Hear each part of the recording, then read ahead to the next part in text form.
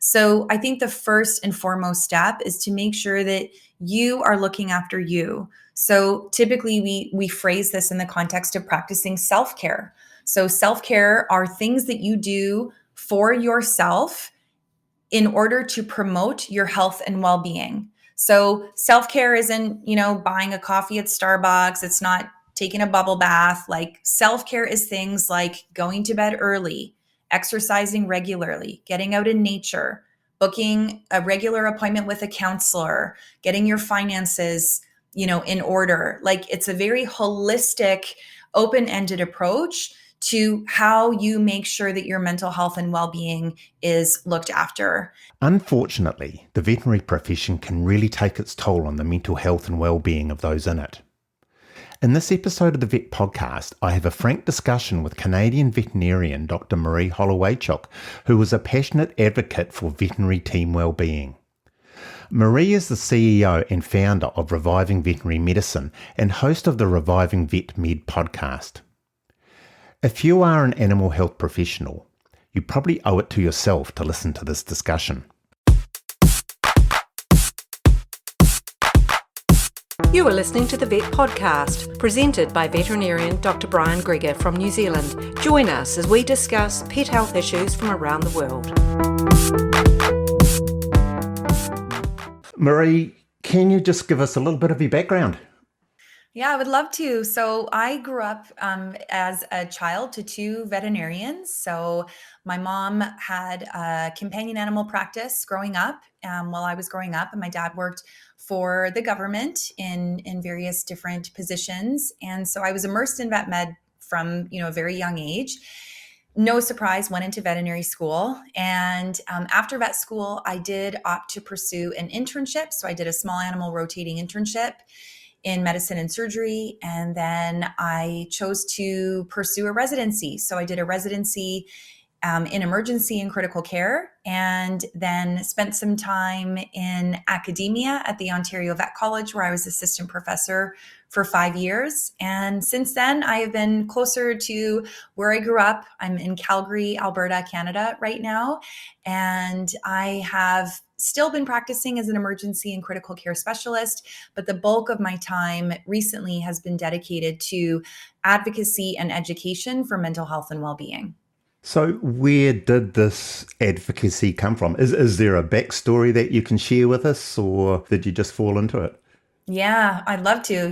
I guess I did kind of fall into it technically because it wasn't anything I set out to pursue in my career. I really always envisioned that I would be in companion animal practice, practicing alongside my mom, taking over the practice. And early on, after vet school, I really felt that that wasn't really the path that I would ultimately end up choosing. And so I went on to specialize. And in doing so, I just really threw myself into work, like so many of us do in this profession.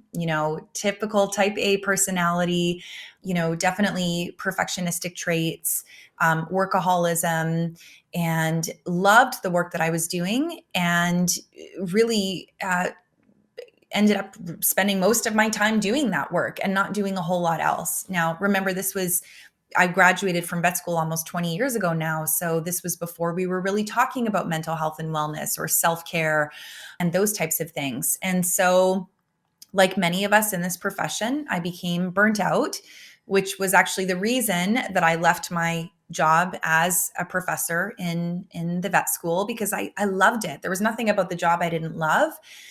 But I didn't love the way I felt. It felt unsustainable. And at the time, I didn't have the words to describe it as being burnout. I just felt like I don't feel well. I don't feel cut out for this job. I feel like I never get a break and my health is deteriorating. So when I left and I moved closer to my family and friends here in Alberta, I ultimately fell into the same patterns. I was now working as a freelance critical care specialist, still doing speaking at conferences and training members of the team and working in practice. But now I was doing it for my own, for my own business, for my own solopreneurship. And I fell into those same patterns and those same tendencies. And it wasn't actually until amidst all of that rushing around and working like crazy that I was in a car accident. And the car accident really forced me to slow down. I had to take a break. I had to take a step back from work. And ultimately, that kind of set me on a new path. And I used some of the money that I received from the car accident settlement, because it wasn't my fault that I was in this accident. And I did my yoga teacher training. And it was during that month-long immersion in my yoga teacher training that I started reading books on mental health and self-care and meditation and mindfulness and boundaries and all of these things. And I went down this rabbit hole for my own healing journey about what could help me. And that then led me further down the rabbit hole of, but wait, I'm not alone. Lots of people in our profession feel this way. And I wish I had these resources, 10 or 15 years ago.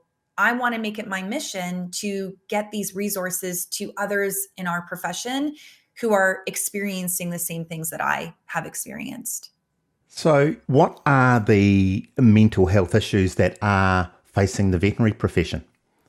Yeah, it's such a great question. So, what we know about veterinary teams today is much more than we knew, years ago now when all this research started. But the trends really do, and the studies do really seem to suggest that members of the veterinary team, most of the research, of course, has been done looking at veterinarians specifically, but they do experience anxiety and depression at higher rates than the general population.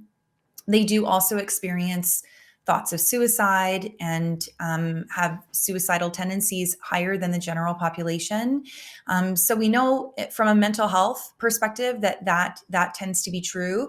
From a stress perspective and a burnout perspective, depending on which professions you look at, veterinarians can be on par and or higher, but certainly compared to the general population, there is more of a tendency towards increased psychological distress, certainly in the work that we do as veterinary team members.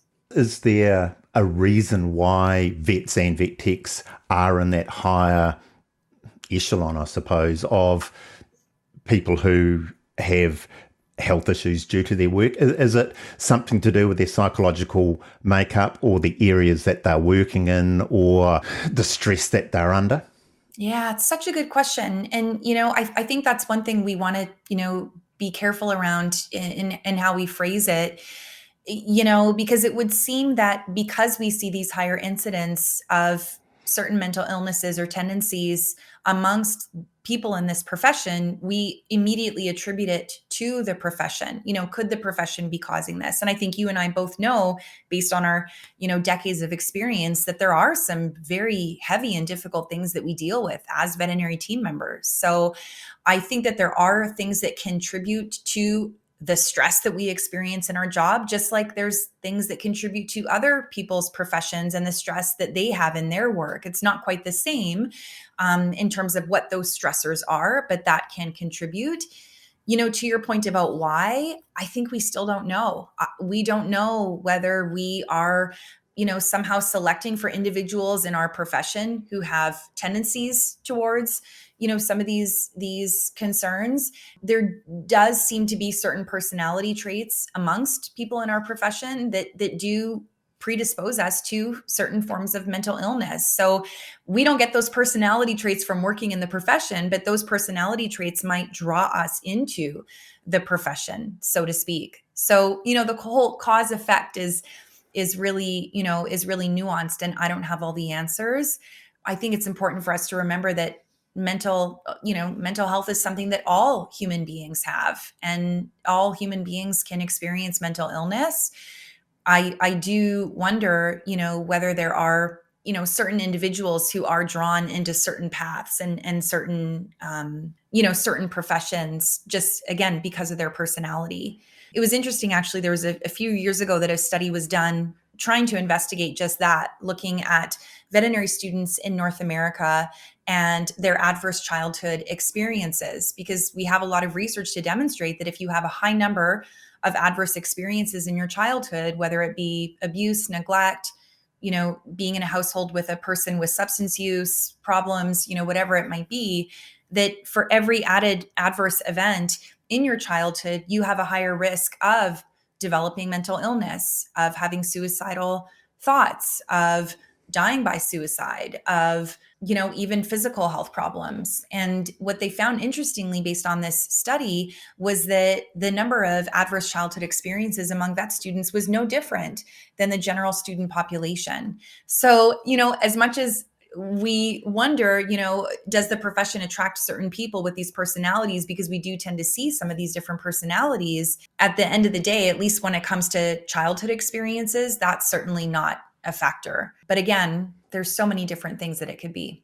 One of the things that does cross my mind sometimes, and I'm not sure what it's like in other parts of the world, but certainly academic ability comes a lot into becoming a vet, getting accepted into vet school. It's that old thing where it's harder to become a vet than it is to become a doctor. Now, I'm not going to get into that discussion with my medical colleagues, but how much of it is like that the people that are getting accepted into vet school are the high achievers? You've got to keep a high level of study, a high level of achievement when you're at vet school. The same thing goes with once you are in practice. Yes. Should there be perhaps more of a selection for, I won't say psychometric testing, but what else have you got to offer?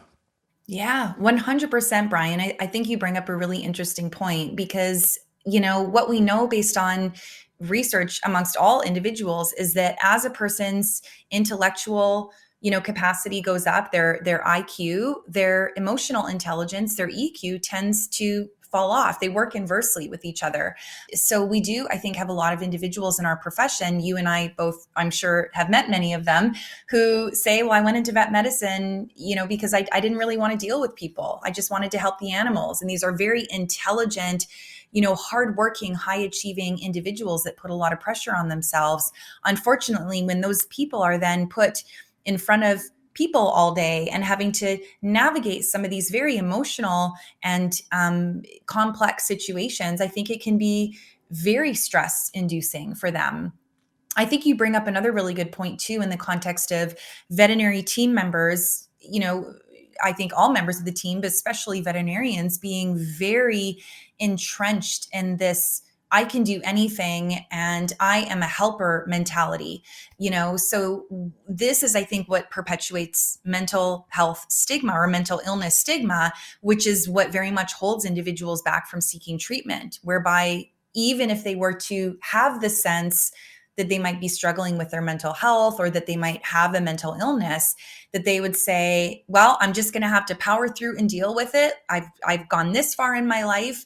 I achieved XYZ in terms of getting into vet school and so on. I can deal with this. Or they're so entrenched in their helper mentality that it's very hard for them to be on the other side of that and to have to ask for help.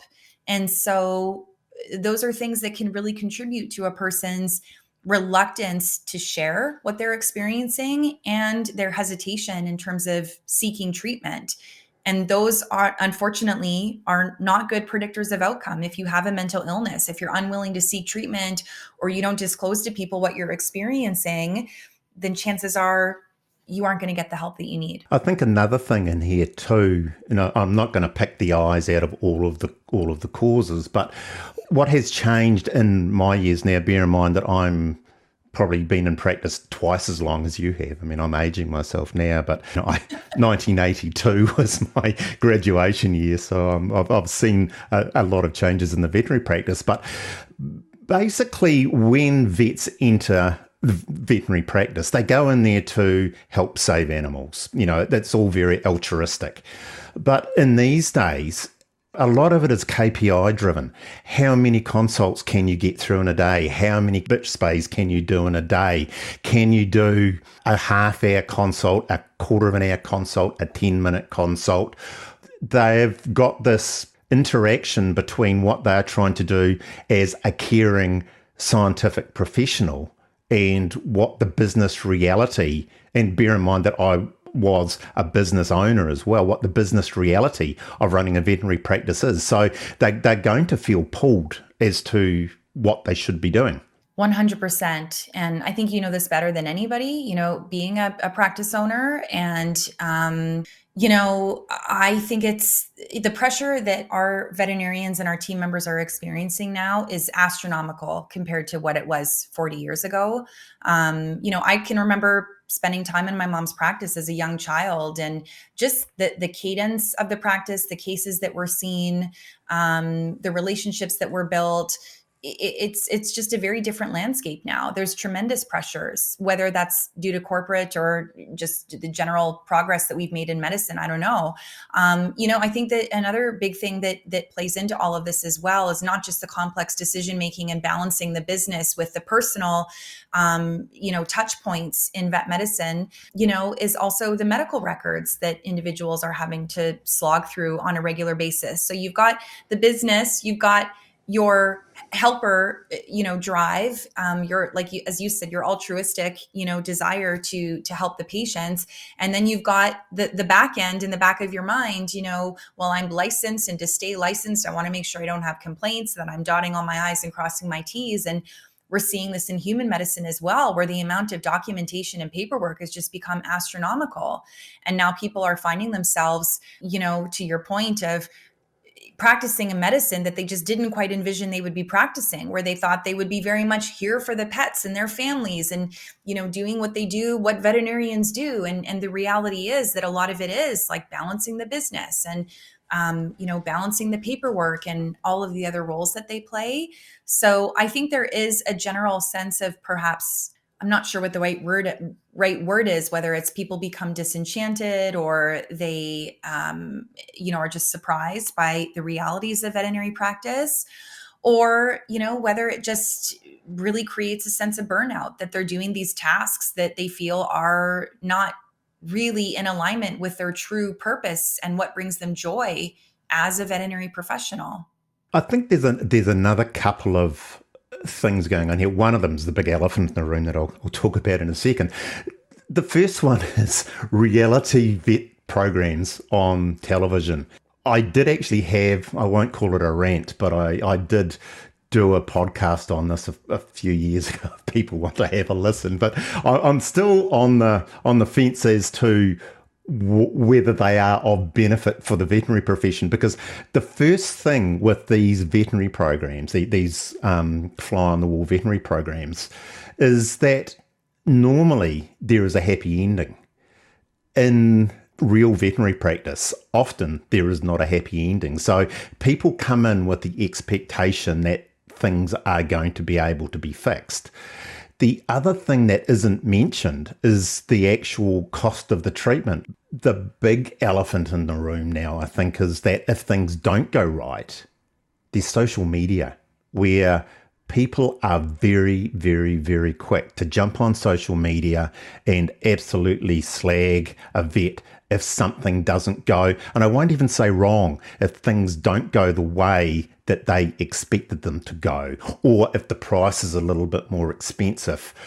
One of the points that I tried to make in my previous podcast on suicide actually was, if people are jumping onto social media and having a crack at their veterinarian, just remember that the vet is just the person doing their job. They are there to look after the animal, to look after the client. If things go wrong, they didn't do it wrong on purpose. They don't spend their life saying, oh, I think this one can go today. So, I think there's got to be tolerance coming back the other way from the clients. And I don't think that the vets, I know it's hard to say this, but they shouldn't take these kind of things personally, because I look at so many posts on so many things. There are just, and it's that horrible term of these keyboard warriors, they are sitting there, nothing better to do than poke the borax at people. Yeah, no, you bring up a really good point, and there's so much to unpack there. Research would suggest that in general, since the start of the pandemic, that rudeness and incivility amongst individuals, the general public, is on the rise. People feel much more inclined to, speak their minds, to react unfiltered, to shout from the rooftops or from behind their, computer and keyboard. And it's being seen across all industries more now than ever before. Like, think about 10 years ago, did we ever have these signs that reminded customers to be friendly or they weren't going to receive service? I mean, that was not a thing. And now you can hardly walk into a service type place without some sort of reminder that this may be recorded and you might be asked to leave, or, whatever it might be. This is something that all professionals are facing. And indeed, I think the world would benefit from more kindness, more understanding, and more empathy on all sides of it. Because as you said, we're all human beings. We're all going to make mistakes. I've made many mistakes in my career. Some of those have resulted in patient death. I'm horrified to say, but that's the reality of it. And none of those did I intend to do on purpose. I wish I could take them all back. And unfortunately, when we try to do good in medicine, we can do harm. And it's not intentional. It is because we're human. So I think we first need to be kind to ourselves as team members, in this profession, which demands a lot of us. And yes, if we could receive similar kindness and understanding from clients, that would be amazing. I think, the reality is that when individuals in some circumstances have these reactions, they really are seeing the situation just from their own perspective, and that, I've lost this pet, or I've had to pay this $1,000 bill, or whatever it is. They're unable to see the bigger picture. To your point about, the TV shows and whatever, TV and media have always distorted, what reality is. I think back to 10 years ago when I used to teach CPR. I used to do a lot of CPR training. And that was one of the biggest things I had to harp on our own team members, was to remind them that, the outcome from CPR is generally not good. It's not what you see on ER and Chicago Hope and all of the shows that were airing, more than a decade ago, because there was research to show that on TV, it was something like only 1 in 10 patients that underwent CPR died. And it's really quite the opposite when we think about the outcomes. So yeah, great reminder for pet owners to know that what you're seeing is not necessarily reality. There's a team that is behind the scenes working very hard to do everything they can to save your pet, balancing, best medicine with the cost of that care, knowing that, pet owners, for the most part, unless they have insurance, are paying out of pocket. And there's a lot of situations that we experience that are very morally stressful, where we're caught between this, my client doesn't have a lot of money and I want to do what's best for this pet. And, how do we kind of meet in the middle? And how do I sleep at night as a veterinary caregiver, knowing that I've done the best I can, for my patients and their families? Okay, so we've painted the profession with a grey wash. Now, let's just say the profession is a great profession, and I love my profession. So let's look at it from the positive point of view. How, as a veterinarian or a veterinary professional, a vet tech, how do we know that we are under stress, having mental health issues? And equally, because we are a tight-knit working group, are there signs and triggers that other members of the group, of the veterinary team, can pick up on to say, hang on a second, I think this person may be in a little bit of trouble? Yeah, such a good question. And I want to back up a moment and just say, I love veterinary medicine. I mean, you couldn't have forced me to do anything differently with my life. I was just thinking today, actually, how much I'm so grateful to do the work that I do, because it does help team members to stay in this profession long term. And what that means is that there's more patients and families that we can help. And what that means is that we're making the world a better place, because people are, able to keep their pets, and pets bring us such joy. So I think digging into that why of what we do is such an important piece. To your point about what we can do as team members looking out for each other, I think you really hit the nail on the head right there, which is really to notice your team, to check in with your team. Notice if a team member is behaving in a way that seems very uncharacteristic for them. Once again, I think we are surrounded by clients and members of the public who at times can be very emotionally charged when they come into the practice. And I hear this from team members I work with all the time where they say, the more reactive our clients become, then the more reactive we are. And then pretty soon it's just this emotionally charged environment that we're all trying to work within. So I recognize that emotions can be running high. And if you're working with someone and you see them burst into tears one day and you've never seen them cry before, or they lose their temper and they yell at someone and you've never heard them raise their voice before, or they seem very withdrawn, any behavior that seems very uncharacteristic warrants having a conversation. And this is where efforts to reduce stigma are so important. I think a lot of us hold this belief system in ourselves that it's not okay to ask a person how they're doing. You shouldn't ask a person about their mental health. Like, that's a personal question, but that's not true. And that's where a lot of these, public service campaigns and other campaigns have been started to encourage these conversations. If a person walked into the practice and their arm was in a cast, you would say, "Oh my gosh, what happened to you? Are you okay? Do you need some help? Can I get groceries? Can I bring some food by?" Or if someone revealed a cancer diagnosis, it would be the same thing. "How's chemo going? What's your plan? Can I drive you to an appointment?" The same thing goes for mental health. It's no different. So if someone seems not like themselves, to express genuine concern and say, "Hey, I've noticed that, you seem a little bit different to me. And, maybe it's nothing and I don't want to pry, but I just want to check in and make sure that you're okay." And, leave it at that and see how they're doing and give them an open-ended opportunity to respond. So I wouldn't ask them, a yes, no, "Are you okay?" But I would say open-ended, a question that can't be answered with one response or a yes or no would be, "How have you been doing? What's been going on for you lately? How's your mental health been these days?" Those are all very reasonable and welcomed questions to ask a team member who you believe might be struggling. And, I think the other thing that holds a person back sometimes is they feel like, "Well, I'm not a psychologist. I'm not a social worker. Like, I'm not going to be able to help them."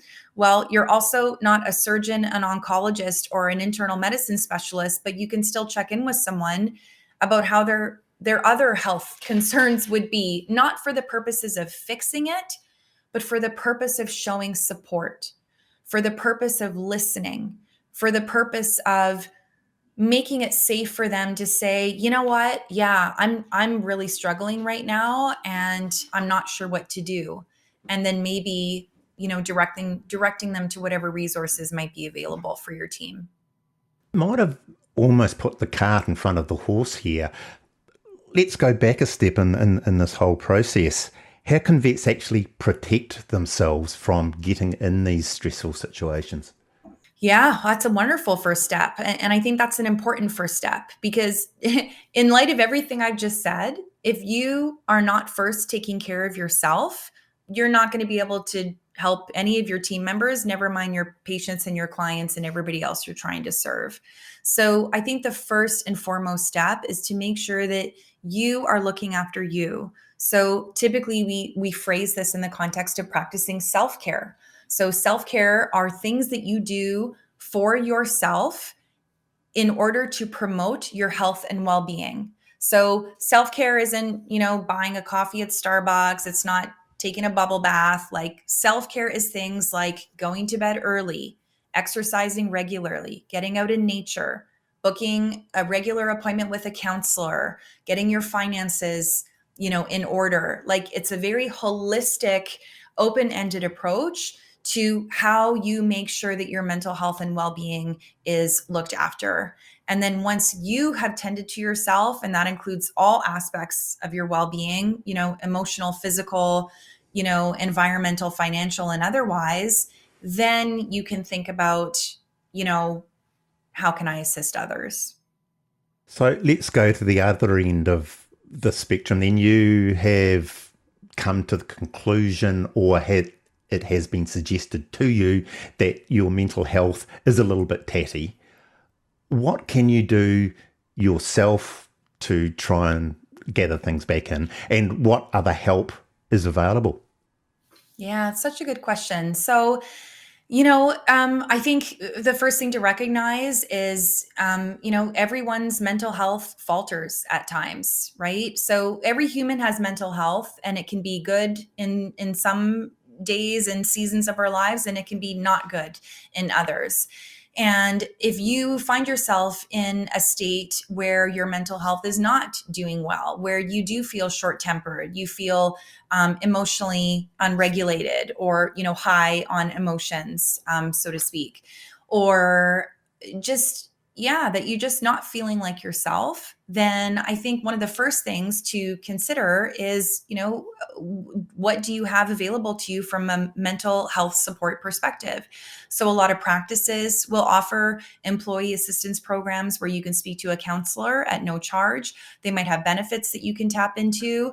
A lot of the provincial or state veterinary medical associations also have mental health resources or supports for members of the veterinary team. So I would look at what you have available, and I would do this proactively. I wouldn't wait until the time comes and you're like, oh my gosh, I can't even get my head around this. Like look today and see what is available to me as a resource for when I need it. And remember, you don't have to be in crisis to speak to a mental health professional. You can speak to a mental health professional for many different reasons, and I certainly have for many different situations, some of them personal and some of them professional. And I continue to see a mental health professional on a monthly basis just for ongoing support.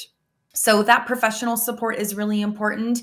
And then I think we have to think of all of the other factors that contribute to a person's good mental health. So these are researched things that help. Getting a good night's sleep, tremendously beneficial for mental health and preventing mental illnesses. Getting outside, so spending time in nature or the outdoors, also very helpful. Exercise is tremendously beneficial. We used to think always of exercise as for weight regulation and that sort of, building muscle. We know more now than ever before that the big benefits of exercise are mental health, and in turn helping sleep, which helps our mental health. So, I think those are, just three very foundational tools that I would recommend to people.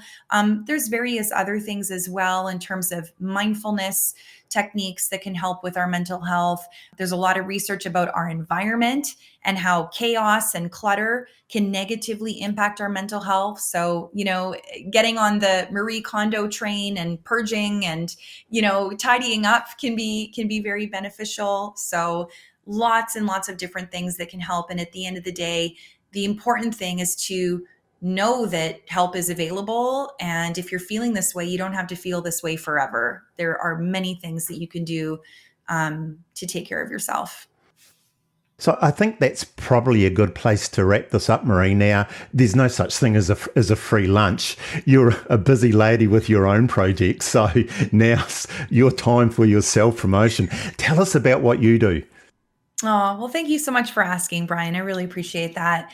Really my mission is to improve the mental health and well-being of veterinary team members around the world. And I do that in many different ways. Most recently, one thing that I've done is to create a website of resources that are helpful for all members of the veterinary team for promoting mental health and well-being. So you can find those resources at revivingvetmed.com.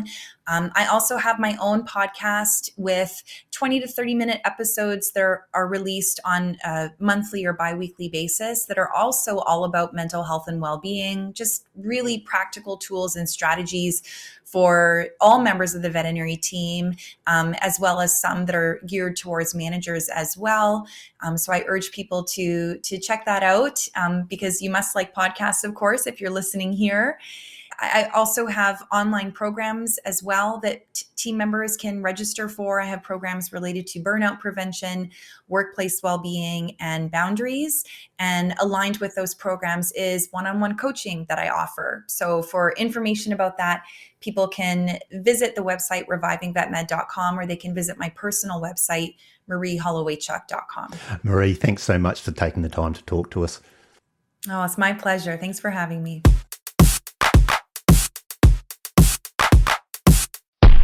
Just to finish off here, if things are getting on top of you, Just remember that a lot of veterinary associations around the world have counselling services, often free. I've just done a quick search through the internet, not by any means exhaustive. New Zealand Veterinary Association have got a welfare hub which has got free counselling. The Australian Veterinary Association have got a counselling service.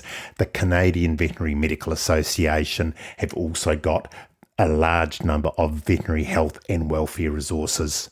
Please, if you are struggling, just reach out. And that's it for another episode of the Vet Podcast. All of our links are in one place at beacons.ai/vetpodcast. That is beacons.ai/vetpodcast. On behalf of me, Brian Gregor, and everybody else involved in the making of this podcast, thanks for listening, and we'll catch you again soon.